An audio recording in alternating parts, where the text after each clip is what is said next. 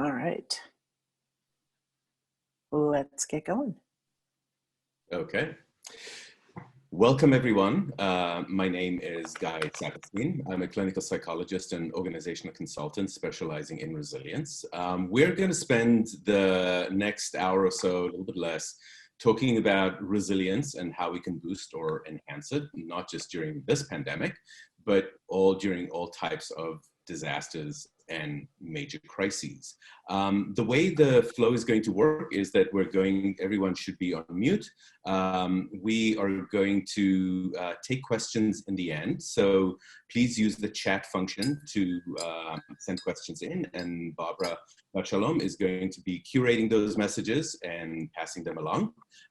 And before we begin, a note from our sponsors and co-conveners. Oops. Barbara. Hi. Yeah, thank you. Hi, this is Barbara Bachalom. I'm the Executive Director of Sustainable Performance Institute, and I'm also the board chair of Built Environment Plus, which, for those of you who don't know, is the new name and brand for the USGBC chapter in Massachusetts.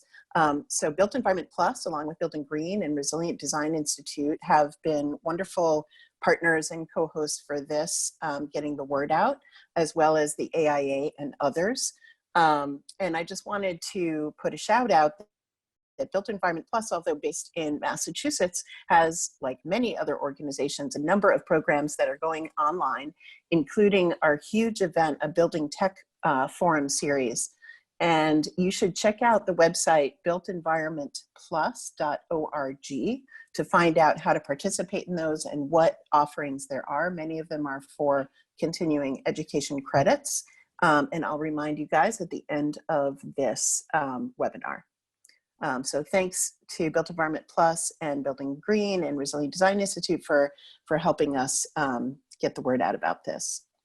Guy, all yours. Oh, and the last thing is this is going to be recorded. So if you have to hop off at the end or want other people to share in this, you can get the link to the archived transcript and share it later. Okay, so let's get started. Let's begin with trying to understand on a basic level, what is resilience? Resilience is very often reduced to bouncing back from adverse circumstances. And I don't know about you, but even though my personal shape might be approaching that of a ball, I don't think of myself as that. Bouncing really isn't for me, nor the organizations or people that I've worked with. So when we think about resilience more deeply than just bouncing back, we see that there are four basic components.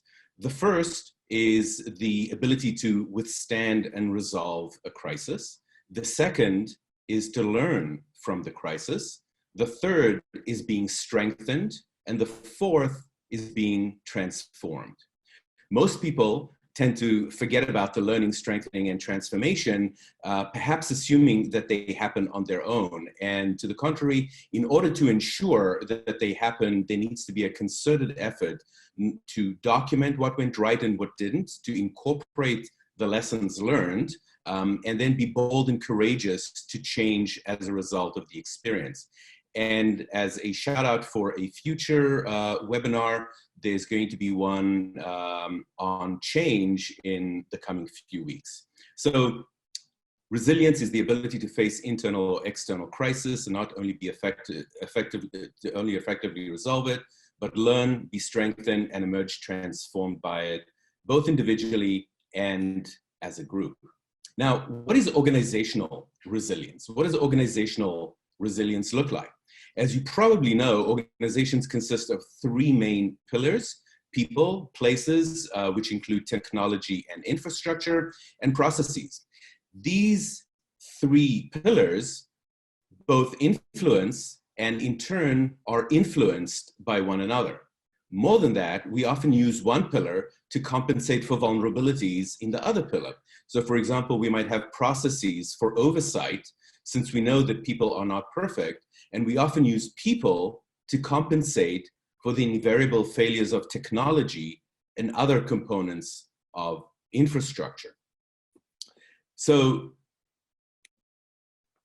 it's important to keep in mind that there is an interdependence between people, places, and processes, and organizational resilience exists when there is an intentional and planned effort to identify the vulnerabilities in an organization and use the other pillars to compensate for those vulnerabilities. Since all of us work in environments that include humans, it's important to remember that we can't simply change a process or a technology without taking into account the human factor. Obviously, we can't change a process without making sure that the technology supports the new process. So as an example, let's take the problem of inability to meet face-to-face. Everyone moved to video conferencing. Now, ask yourselves for a second, if given a choice, would you prefer a video call or a good old telephone call? Most people that I've spoken with hate video conferencing by this point. So is that technology useful, or is it creating further stress on the people and the organization? So since we've got a very limited time, let's jump from the overview to resilience to what's happening now and what we can do about it. So what do we know so far about COVID-19? We're all stuck at home with no end in sight, and depending where you are, that might be longer or shorter. It's been about a month or 5 weeks. It's most likely going to be more. We're waiting for herd immunity, a vaccine, or some combination of the two. We know that there could be several waves of infection, and instead of standing in line to check out, we're standing in line to go inside. Nobody still knows what the deal is with the toilet paper, and I don't know when we're going to find out about that. What are the impacts, the specific impacts on people? So I've been speaking to people in the workforce, stay-at-home parents, teenagers, middle school children, couples in good relationships, couples ready to kill each other, and pretty much everyone in between. And I'm sure you've all experienced some, if not all, of these impacts over the past few weeks: isolation, distraction, fear and concern for self and others, general uncertainty about the situation. People are reprioritizing work and home, and meetings sometimes need to change based on a screaming child or a dog that needs to be taken out. Routines change, which means everything takes longer. And the last piece is that many people were not prepared for working remotely. In other words, in order to work effectively, work remotely, you need to have the space, you need to have the technology, and you need to be able to educate and train your family members to leave you alone if you're going to be in the middle of a meeting. Weather makes a difference. If you could get a walk in and get away from your family, that's a good day. If the weather is horrible, like it was in Massachusetts or New England yesterday, the mood very often matches the weather. What are the impacts on places, technology, and infrastructure? We are lucky to have decent internet, or at least most of us at this time. Imagine if this had happened 20 years ago, or God forbid, when we used dial-up. But when you have so many people streaming video conferencing and taking up bandwidth at home, the typical home internet plan just doesn't have the capacity to support the demand. And as a result, video quality is less than optimal, which leads to frustration, which is one commodity that we certainly don't need any more of. As far as the human workforce goes, we've also lost the physical location where we all get together. The proverbial water cooler, the conference room, the break room. We're not bumping into each other in the restroom or going to eat, or for some people, even going out to smoke. The impact on processes. The impact on processes is that, again, everything takes longer. It takes more effort. We very often overlook how automatic our rituals are and how they help us be more efficient. we get, for example, we might get dozens or even hundreds of emails a day, and then bump into someone who says, did you see that email I sent to you? And a 2.5-second interaction reminds us to follow up. And now what happens is we send an email and then we wait, we obsess about calling, texting, or emailing again. We don't want to bother people. Do we really care? Is it that important? And then before you know it, a whole day has gone by. Communicating takes more effort. Miscommunication is easy.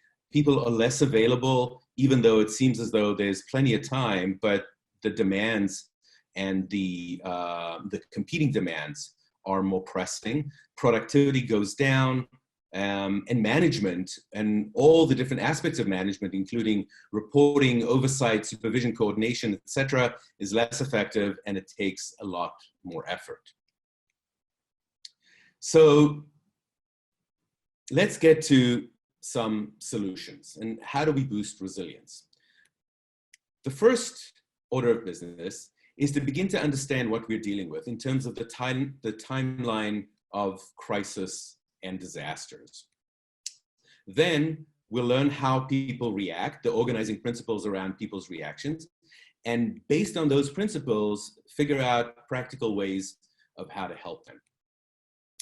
We're going to think, or perhaps even rethink, about how we use technology, and then finally address some selected process issues, because we could be here all day digging through one process at a time.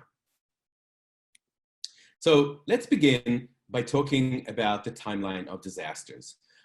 Disasters have a fairly predictable timeline that is common to anything from a tropical storm or a hurricane to a tornado to a fire to anything that we might imagine, violence, etc. It begins, all disasters begin in the pre-disaster stage, where we have a warning and a threat. Sometimes we have days, weeks, months to know that there's a potential threat that's out there. Sometimes the warning is very brief. We might be in a building and the fire alarm goes off, and that's our warning. And we need to spring into action. After the threat comes the point of impact. The point of impact is typically the point where the disaster or the emergency is happening. The fire is burning, the hurricane is striking, the tornado is hitting us. If in the case of interpersonal violence, it's the shooting, and that usually is reasonably limited in time. It might be limited by minutes, hours, sometimes days, but very rarely is it longer than days like we have today. After the point of impact, we have a stage that is called the heroic stage, which culminates in the honeymoon or the community cohesion. This is the phase where people spring into action, they come together, people help each other. There's a feeling that we've gotten over the worst. And like all honeymoon phases, it lasts all too briefly. And after that phase, we move into the period of disillusionment. And the disillusionment is the period that happens when we begin to realize what the longer term impact of what we went through is. It could be processing losses. It could be understanding and taking in the economic impact, the social impact, the environmental impact of what happened. And that actually lasts for a longer period of time. And again, depending on the disaster, the time scale varies. It can vary from days to months, sometimes to years. And if you go to communities that were hard hit by disasters, it took years and sometimes several years to go through the disillusionment phase. Once we proverbially hit rock bottom, we start the coming to term phase. And in the coming to term phase, we begin to dig out, reconstruct. We will be affected by trigger events and anniversary reactions. And there, the mood goes back down, the stress is elevated, and ultimately, we end up in reconstruction, which hopefully leaves us in a better place than we were before the disaster hit. In terms of the response and the types of responses that we have, these phases correspond to the response, the emergency response plan, the business continuity plan, and the aftermath recovery plan. And traditionally, we used to identify these three phases of the emergency response, which is when you call 911, you evacuate, you might shelter in place. Then we move into the business continuity phase. The emergency is over, but we need to get back to work. And then finally, we get to the aftermath recovery, which is getting back to the normal or the new normal, whatever that looks like. But now we have a new paradigm. The response phase is actually merging into the continuity phase. And since we don't know how this is going to last, we are simultaneously responding to the crisis and engaged in continuity of operations, which means that we're continuing to work while people are still experiencing a low point, which means high stress, low ability to function well, all the distractions, etc. Keep in mind that we will all experience a sense of relief when we get to the honeymoon phase, and that's going to probably happen when restrictions are eased, which might happen in May, more likely in June, and depending on which community you live in, it might even be later on. But inevitably, these this ease and these changes that will allow us to be with each other, that's not going to last, either due to the next wave of infections, which will take us back to the impact phase again, or the realization of the economic impact of the pandemic is going to be fairly serious based on all the predictions. So this is the timeline of disasters. The response in our case is going to last much longer, and clearly is not just a moment in time. It's been a month. It's probably going to last at least for another month or 6 weeks or so before we see any easing. To understand how people can be resilient, we need to understand how people experience stress. And that's where the biopsychosocial model comes in.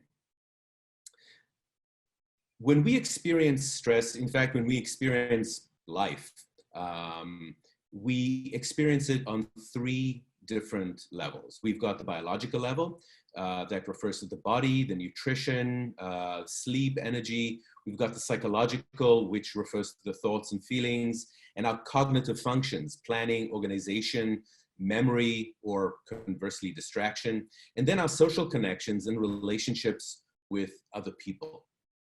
Ideally, if we're functioning, we are functioning well in all three areas. We're taking care of our bodies, we're getting enough restful sleep, our moods are positive, we're not distracted, and we have loving and nurturing relationships with family and friends. And even if this were true for us at the best of times, in the time of a crisis, all this gets disrupted.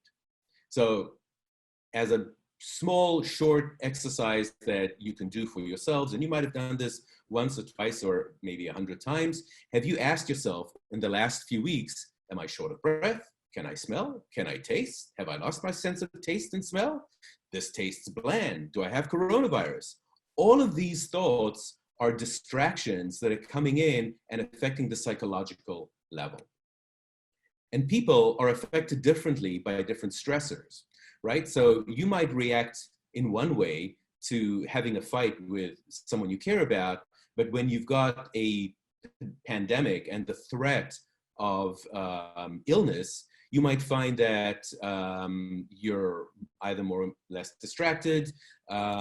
People might be drinking more alcohol, which means that their sleep might be disrupted, even though in the moment they're feeling more comfortable. But we know that alcohol relaxes us, but it comes back later on when it metabolizes out of our body and wakes us up. What are the things that can be done? What are the practical things that managers can do to help people specifically address these issues? So the first suggestion is ask each other. Ask yourselves and the people who report to you, how are you dealing with these three? Are you getting enough exercise? Now, it seems obvious to do the self-care, but if you're in a leadership or in a management position, asking your employees, are you getting enough exercise, actually sends two messages. One, I care, and two, it's important to me that you're getting enough exercise, and that on some level, I'm going to sanction you taking a walk in the middle of the day because I want you to be healthy. Because if you're sick or if you're exhausted, you're not helping yourself and you're not helping the organization. How are you feeling? This is not intended to become a therapy session, but really to encourage people to attend to their feelings. Do you feel that you could use help with planning and organization of your work? We know that when people are stressed, their planning and organization skills suffer, and especially if they've got 2 or 3 or 4 kids and a spouse running around, let alone the dogs and cats and miscellaneous animals, they may benefit from taking time to think through planning and organization of tasks, even when at the normal course of events, they would be able to do that on their own. Normalize the need to get help with planning and organization.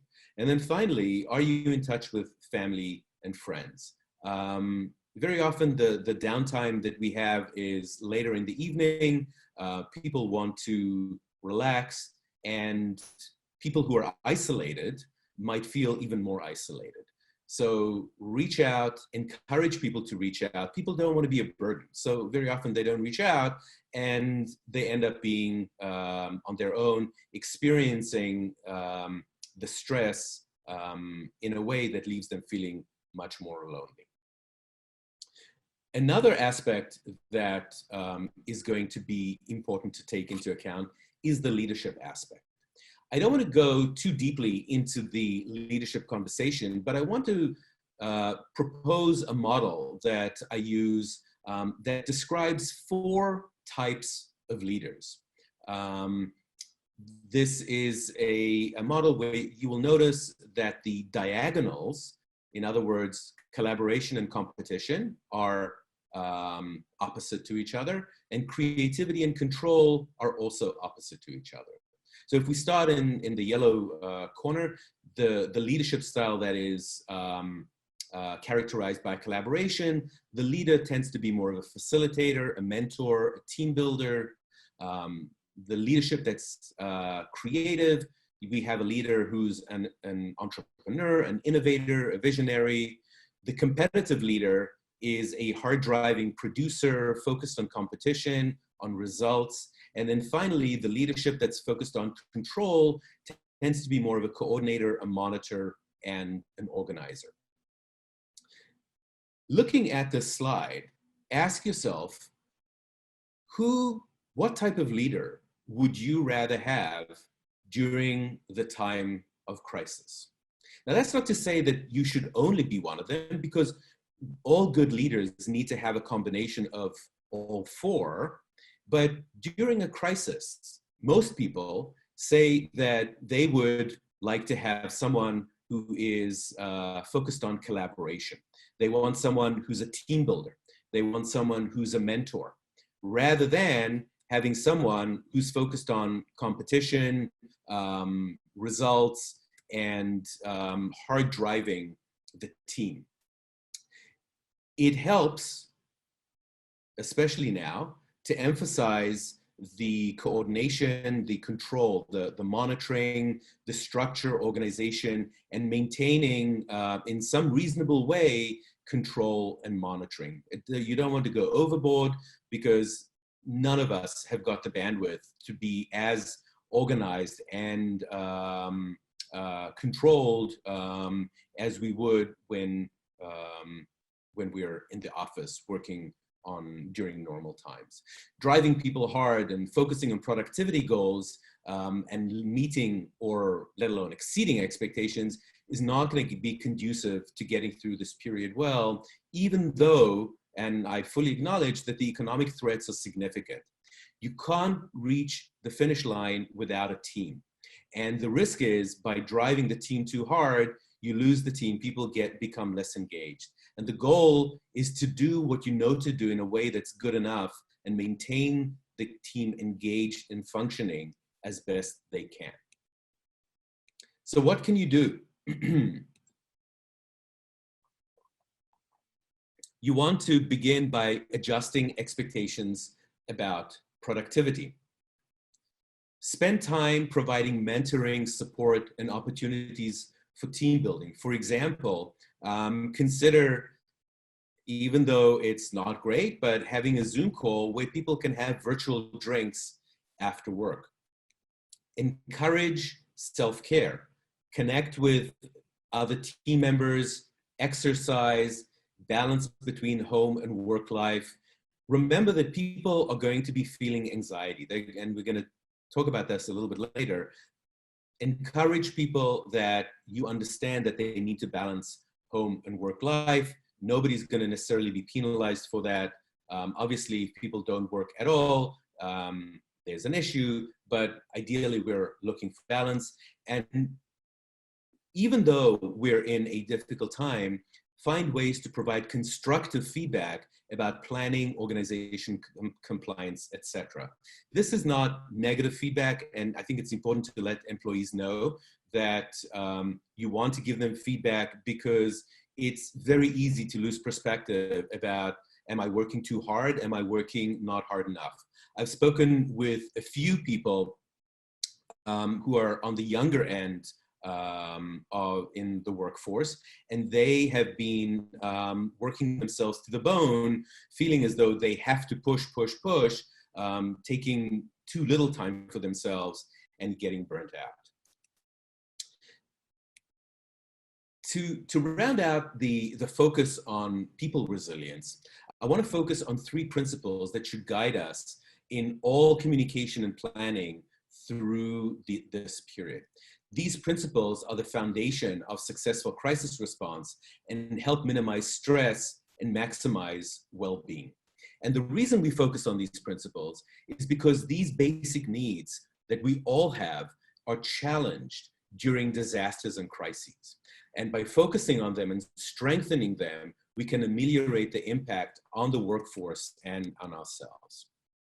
So safety, predictability, and control. What do we mean by safety? Safety refers first to physical safety. Stay healthy. Don't put yourself at risk. Emotional safety. Find ways to contain the stress. Financial safety. Be transparent regarding the situation of the company and ensure people, if in fact you can, that they've got their jobs, they're not going to be losing their jobs, and that we will get through this. People need to feel the subjective experience of safety, and it's important to continually reinforce that. Stay healthy, do what you need to do to deal with the stress. We're here for you. The company's not going anywhere. The second is predictability. We need routines and structure. Even those of us who say, well, I like to do new things all the time, we are creatures of habit, we like our routines, and we need our structure. If there are standing meetings, then try and keep those standing meetings. Don't change too much. If you do need to change, plan the changes carefully and notify everyone well in advance about these changes. Doing last-minute changes just creates havoc, especially when people need to deal with the competing demands of home and family. And then finally, communicate information using multiple channels and multiple modalities. Sending an email might not be sufficient. You may need to call, you may need to have video, there may need to be video communications, short, brief videos, in addition to written communication. And finally, control. What does control mean? Control means having the experience of having alternatives, giving people the ability to make choices for oneself. And this, by the way, is applicable to people in the workplace, as well as to children, teenagers, and anyone else you might be interacting with. You want to emphasize people's autonomy and sense of self-direction, obviously within reason. People need to feel powerful, they need to feel effective, and they want to feel as though one's got influence. So that means that we want to get feedback from people. We want them to feel as though they're able to influence the process, that their voice is being heard. These are important at the best of times, and they're even more important right now. So what are the things that can be done? Respect boundaries, including on time. Allow space for other people's feelings. Don't distract with your feelings. Encourage routines and structure. Focus on strengths and not deficits. And promote decision-making and offer guidance. In terms of place resilience, people, as you know, people's internet at home might be slower. If the organization can afford it, you may want to consider financial help to upgrade home systems to a faster internet. You may need to educate and train and assist with data security at home. People might be working on different devices. What does that mean in terms of antivirus software, in terms of all the types of data security that might need to be addressed? Consider carefully technological solutions. People jump to video conferencing, but would it be better to have phone calls rather than jump on Zoom or other platform calls? Is it better to have smaller meetings rather than one-way meetings? Balanced notification, which is essentially an email going out, with communication. The email goes out, you have no way to know whether it was read and comprehended. But if you have a conversation, that's two-way communication. And then provide virtual spaces to facilitate informal social gatherings. So virtual lunches, drinks after work, or an open hangout. You can have a video feed on for the whole day. People can drop in, see each other, have lunch with one another, grab drinks after work. That could be a easy thing to put in place. Let's talk for a second about video conferencing. Everyone knows that these meetings are exhausting, and let's try and contrast them for a second with face-to-face interactions. So if we think about the senses that we use in face-to-face interactions, we've got the sense of sight, sound, smell, and touch. When we are on a video conference, we can see people, we can hear people, but that's pretty much it. And the absence of the sense of smell and the ability to touch people means that we're relying even more on our sight and hearing, which means that those two senses are being very heavily taxed. And the sense of reward that we get from a face-to-face interaction isn't there. We can communicate the information, but we don't get the good feeling that comes from having that face-to-face interaction.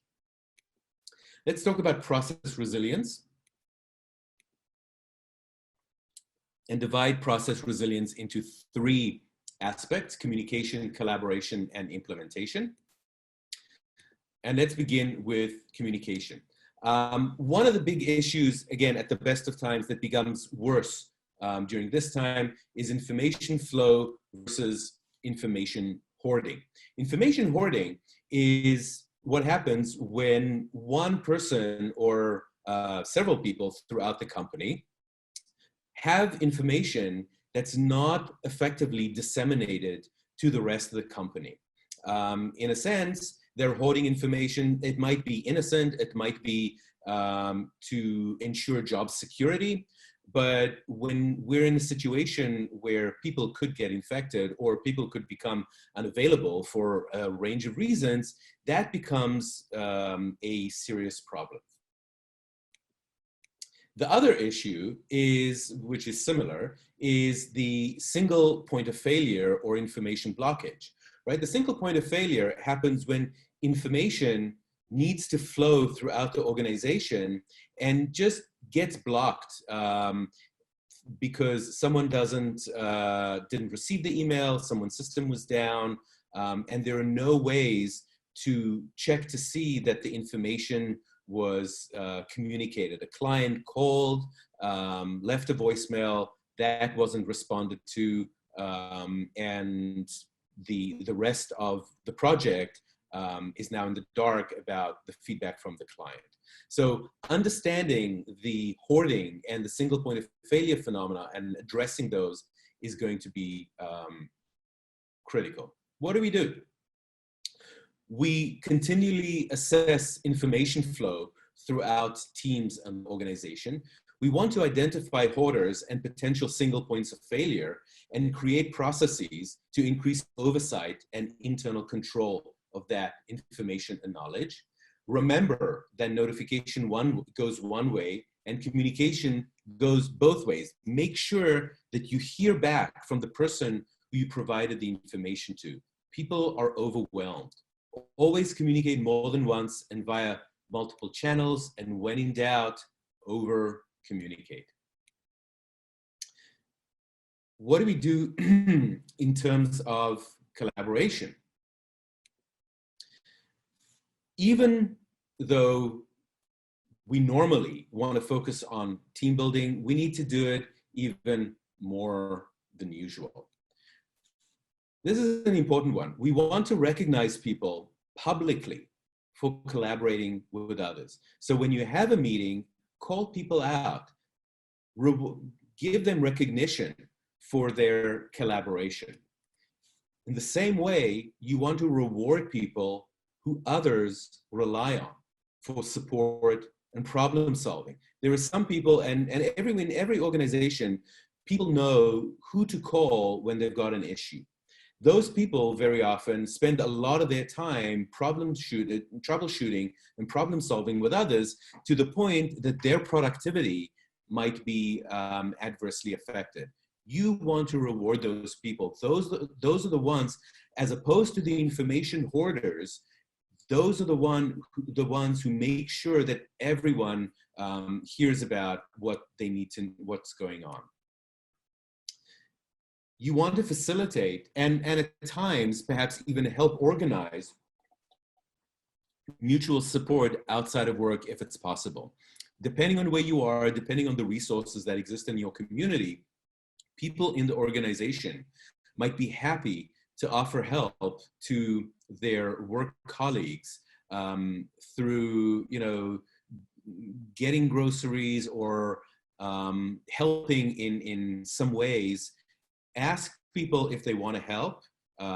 What I've seen on the lists that I'm a member of is that people are offering to check up on people. They're offering to bring food, organize food, and provide any number of ways that that people need support. How do we implement this? So one consideration is appointing a temporary chief morale officer to coordinate employee wellness checks, providing support, encouragement, and overall be responsible for the assistance during the pandemic.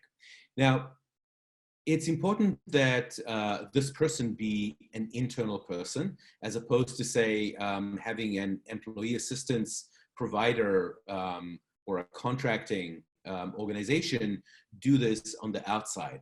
The goal of having this person is to communicate and demonstrate that the company is committed to the cohesion of the team and the company, to create a sense of mutual commitment between employees and the organization. And EAPs or outside therapists should be utilized when someone self-identifies as needing help beyond what the organization can provide for the employees. You want to assign a leader to capture the lessons learned from all of these experiences so they can be used to strengthen the organization. And remember the lesson learned from evacuating crowds in a fire, etc. This is a really important lesson, that startup time is 66% of total time. In other words, moving time is only 34%.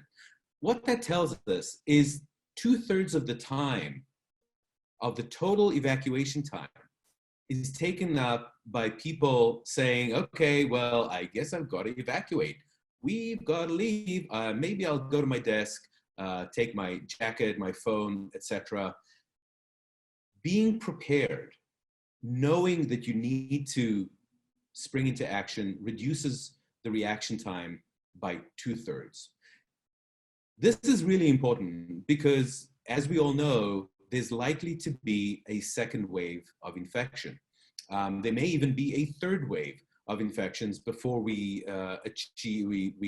develop, or before someone develops a vaccine, and certainly before we accomplish herd immunity, which means that we're going through this now, we're going to come out of this, and then we're going to go back into it.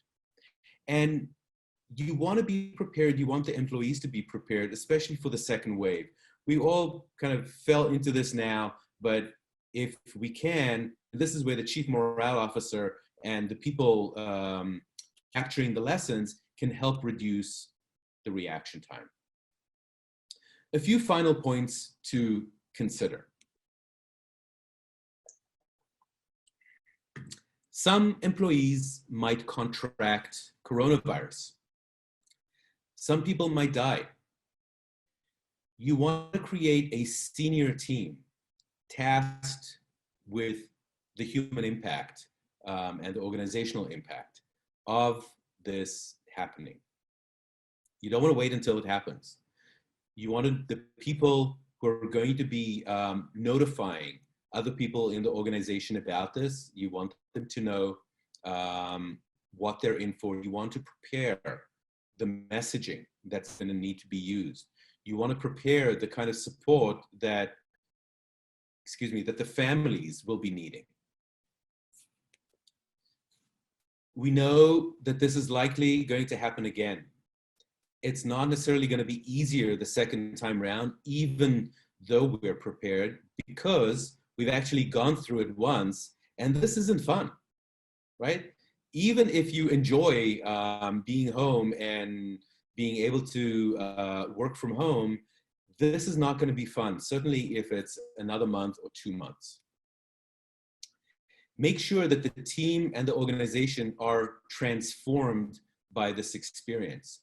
You want to focus on incorporating the changes and the lesson learned in the way that you do business. Remember that your clients are having a similar experience. You can help them. You're not the only ones who are overwhelmed by this. And then at the end, the bottom line, be kind, be patient. We're all stressed. Take it one day at a time. Questions? Thank you all for listening. I think we've got about 10 minutes for questions. Barbara, do you want to read off? So thanks Guy, first of all, for going through that. I think in our community, we focus a lot on physical resilience. And I think the human aspect is one we don't get enough time to really focus on and absorb. So I think that was a great overview of the human aspect of what we're trying to deal with. We haven't had any questions through the chat pane. If people have any questions, we can unmute you. Why don't let's see. Okay, so I have unmuted all, which may be dangerous. For me. Anyone have any questions, or if you prefer to send them through the chat pane? One question is, how do you? I'm going to mute all again. After he said to me, Hold on.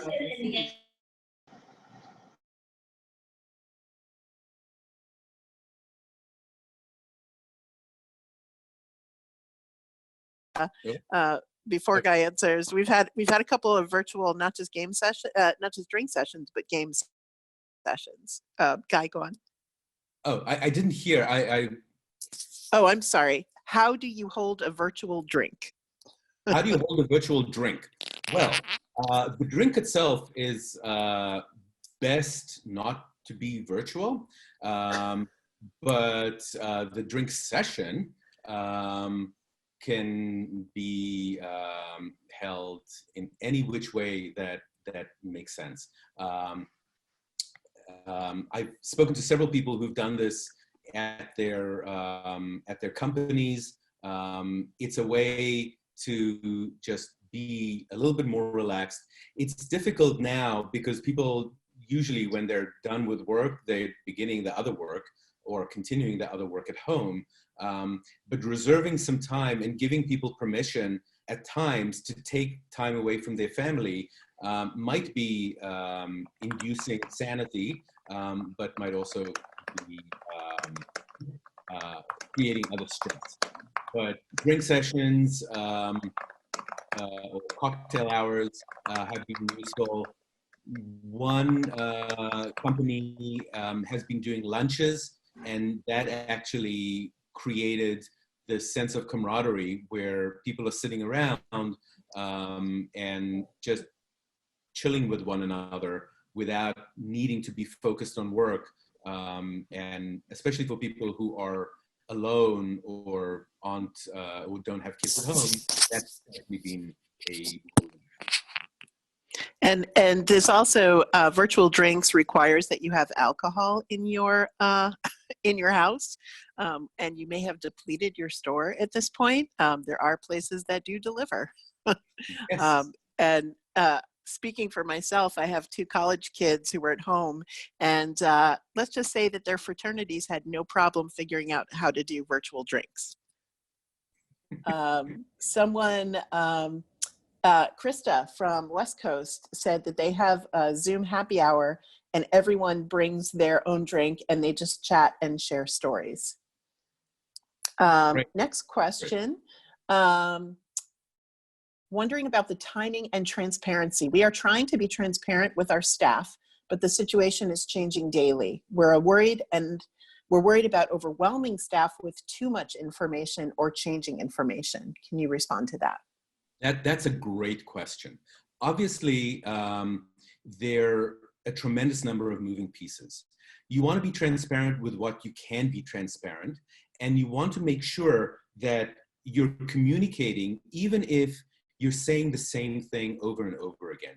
If you think about the CNN model of news, so up until CNN came about, news was broadcast at certain hours of the day or evening, and between then, you had to deal.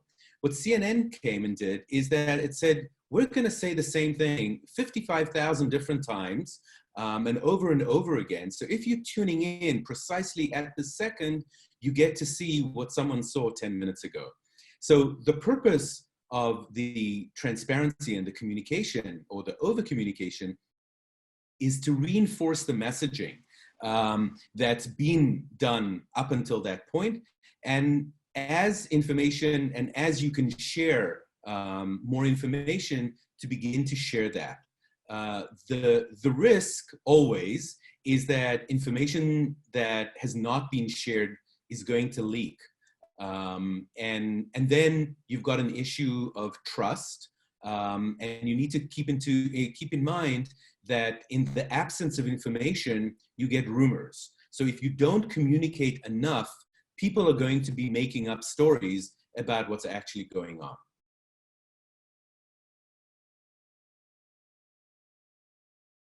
Barbara?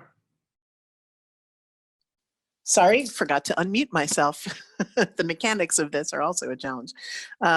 So there's a couple more questions. Let me just read a few of them just so everyone, well, I guess everyone can see them in the chat pane, but a question about any suggestions about comforting a team while communicating the passing away of a team member. And then there are 4 other questions, or 3. So I think the first and perhaps most impactful way that you can intervene is by providing space for that to happen. There might be a question in people's minds about whether we should do this at work or whether we should do this outside of work. Providing space in work, especially for the organic team and the people closest to this individual, is going to be important. And at times, if this is something that is traumatic and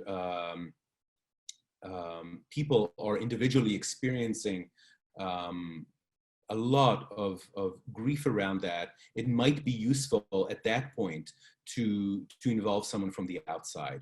But if that happens, provide time for the team, try and organize activities to support the family, whether it's collecting money, whether it's pooling other kinds of resources. People want to be helpful. And the best antidote to this feeling of helplessness is the ability to move into some kind of action, safely, responsibly, but trying to mobilize people into action in the way that feels comfortable for them. And obviously, I mean, we could talk for hours about how to comfort teams, but that would be the first, I think. Yeah. Mm-hmm. Two other questions, and I just want to say we're not going to have a hard stop at 2. So if this goes a little over for those who have more questions, feel free. The last two questions that have been posted, and then there are a couple comments, are one is about how to facilitate camaraderie across more than one person. They feel like the medium we're in can really only be person to person rather than persons to persons. And the other question was about sharing feedback with, which I'll repeat after you answer the first question, is about sharing feedback with management who are prioritizing productivity above all else. But we'll come back to that. Okay. So the communication across more than one person. So again, as much as I am not a fan of video calls, they do allow multiple people to be on, as do conference calls. There's the good old conference line, and making sure that everyone hears the information that needs to be disseminated. Again, it needs to be judicious, but making sure that people are looped in. I would, depending on the kind of organization and the way that it's structured, that it may be more or less possible. But if you follow up one-to-one communication with emails where people are CC'd, then they both get an opportunity to hear the information and see that other people are copied. I wouldn't be CC people, obviously. People want to know who else is getting that. But put in the effort to encourage people to talk to one another. It will slow down productivity. There's no way around that. But you want to make sure that people get the opportunity to check in, to talk, be heard, and inquire. Use technology as best you can, and move between voice and video. not just video. And Right. in terms of dealing with the management that's pushing productivity, that's a really painful situation, because it suggests that management might not be quite aware of the impact on the workforce. What I would begin by doing is try and provide feedback, not in terms of, I think you need to relax the expectations first, but begin by reviewing how people are doing and bring that to management's attention. People are stressed. We're dealing with all the things that we've spoken about before. We don't believe that it's realistic to do everything that we can do, that we need to do, because of these competing demands, and then suggest what do they think? What do they suggest? How do we think about adapting to the current situation? People are not widgets. You can't just take a person and move them from the office environment to the home environment and expect them to function in the same way. Beginning by educating is going to be important. Usually leadership teams are distributed in such a way that there's someone on the leadership team who tends to be a team builder, a collaborator, and more of a leader who fosters support and nurturance. Find those allies in the leadership team and see what you can do to help them get their agenda across to the senior leadership. I can see that. That's great. Sorry. Yeah, no. We have a couple more questions. I would tag on to that in terms of the cohesion piece. I've been a part of a number of groups over the past month who, partly, I guess, to make that cohesion, have met in subgroups, not necessarily focused on work, but that going back to that social component. But zooming in smaller groups, either focused on a work task or just to check in with each other, helps build that cohesion. And in terms of the management piece, getting back about productivity, it's important to also represent that it's not just you. You're not the only squeaky wheel. So to somehow communicate and daylight, 20% of us or 400 of us, or give some specificity. And perhaps I think it's always helpful also to give, when you're bringing an issue to management or leadership, to also come with some concrete suggestions, not as demands, but to make it easier for them to know how to manage this. We have another couple questions from Megan, Rob, and Chris. Chris brings up a good point. It's easier to be transparent if you have always been transparent. Considering that maintaining company transparency after this is over, could you address some other practices that should become part of normal practice even after this is over? Great question. So transparency is one that is really important. The incorporating lessons learned. Many companies that I've worked with get through a crisis and get back to normal operations, and it's as though nothing ever happened on the company level, on the organizational level.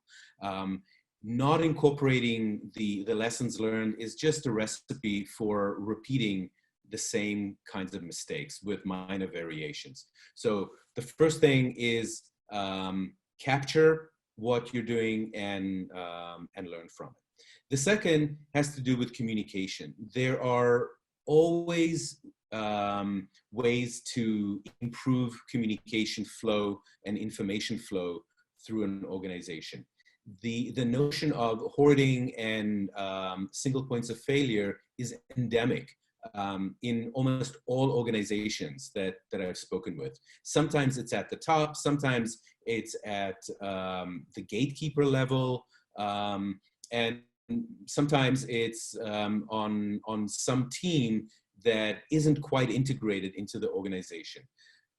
Consistently thinking about information flow. How do we all find out about what's going on, what needs to happen, and how we've done? That's a second piece. The third piece that I would encourage people to incorporate moving on is the morale piece.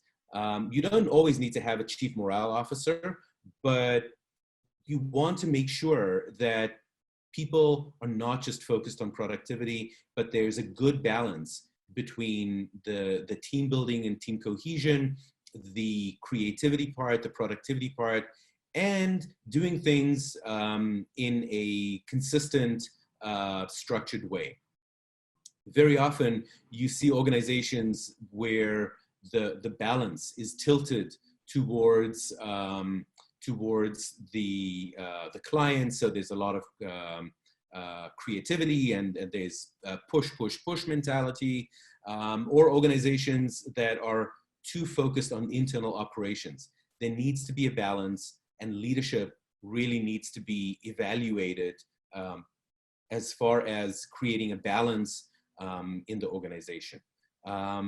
Team building. You can never have enough. So hopefully organizations are going to learn that those need to be integrated moving forward, not just the productivity piece. Great.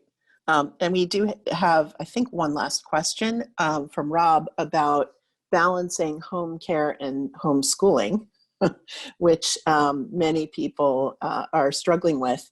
He says it's a tough situation as there's little they can do about a loss in productivity, but it places such a great burden on management or staff who are not in that situation. Creating and managing individualized work plans seems challenging, but a broad policy might miss the specific needs of staff. For the most part, we're just telling people to take care of themselves and to do their best work with their obligations. So I think that's a really good comment. The one thing that I will say, as far as the schooling and parenting piece, this is an opportunity to, depending on the age of the children, this is a great opportunity to encourage and reinforce them being, taking responsibility for themselves. It's obviously much more difficult with young kids. It's easier with middle school and high school kids. Should be not necessary with college kids, although I've known a few who've needed reminders as well. But if you can, have conversations, try and encourage the kids to bring out their best selves. And again, kids who are younger than 8 or 9, it's very difficult. They don't actually have the part of their brains that can control those impulses and stay focused for long periods of time. They don't have that developed yet, but they may rise to the occasion and understand that everyone's stressed. Not to put the onus on the kids, but I think it's an opportunity to try and get the kids to rise to the occasion. I think that expecting employees to just to do the right thing, and doing the right thing is really to balance taking care of themselves and taking care of work. By all means, go for a walk during lunchtime. Don't take your work with you. Relax, but you've got to do something. You can't just I think the sound may have gone out. I'm not sure if everyone can hear. Oops. Okay, I'm not muted. Can you hear me? Yes, I can hear. Oh, okay. So I think Rob's point is well taken. We're in a situation that there's no one size fits all. I think that this is also when people demonstrate that they are willing to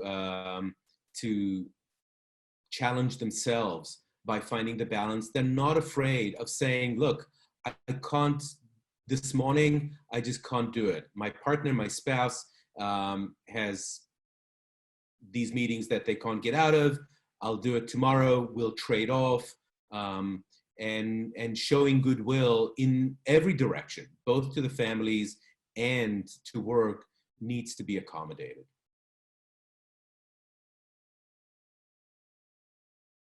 Barb? That's yes, the copy. great. Oh, I'm happy Yeah, to. go ahead. A question about the deck. I'm happy to email the deck to Barbara, Yep. who can then disseminate it to everyone who's on the call. Thanks, Ben. Yeah, the deck and also an archive of the whole video archive will be posted for folks to access and to share. Any other last questions? Anyone want to send through the chat pane? I think we are we're a little bit past 2, so I want to respect people's boundaries for for your the time that you're trying to manage. I want to thank Guy first of all for spending the time with us today. He's available. We can also, Guy, we can include your email if people want to contact you directly. Great. For any other things going forward. And look at these, you can see on the screen the next 2 webinars coming up. Managing Change in Crisis will pick up where this one left off and get into more details about that, about the issues and opportunities of what you can do in this crisis and carry forward. And thanks again to Built Environment Plus, the new name of the USGBC chapter in Massachusetts. And again, please check out builtenvironmentplus.org for their webinars and other training opportunities that are going to be offered nationally and on a series of topics. There's one, I think, going tomorrow on site and water. And so there's still room for that for people to sign up. Thank you all for signing on to the webinar, and hope you are all safe and healthy. And thanks again to Building Green and Resilient Design Institute for helping promote this session. Take care.